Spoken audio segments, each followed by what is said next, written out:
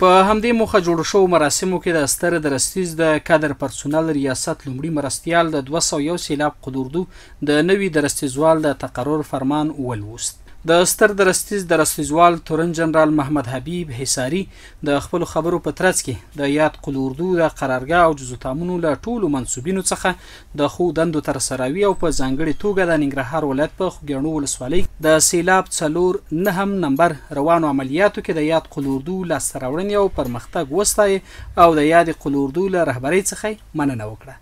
د ستر درستیز درستیزوال تورن جنرال محمد حبیب حصاری د یاد قلوردو ټولو منصوبانو ته بریج جنرال ارکان حرب میر اسدالله کوهستانی د یاد قلوردو درستیزوال په توګه وروپېژانده او هم د قلوردو له رهبرۍ او ټولو منصوبانو څخه وغوښتل چې د قلوردو له درستیزوال څخه خپل همکاري ونه سپموي. د 201 سیلاب قلوردو قومندان ډګر جنرال محمد زمان وزیری وویل په دنده کې تغییر او تبدیل یو وسل دی چې د لوړو مقاماتو له لوري ترسره کیږي. نو موږ په دې خوښي ښکاره کړه چې د قلوردو پخوانی درستیزوال پوهانیار بریج جنرال نورالله قادری ارتقا وکړه او د 20 نمبر پامیر فرقی قومندان په توګه وګمارل شو. وزیر د غراز بریج جنرال ارکان حرب میر اسدالله کوهستانی ته مبارکي ویله او هغه ته له قانون سره سم د هر راز همکاري او ملاتړ ډاډ ورکړ. د 201 سیلاب قلوردو درستیزوال بریج جنرال ارکان حرب میر اسدالله کوهستانی ډاډ څرګند کړ چې ورسپارل شوې دنده به په ایماندارۍ او میړانه ترسره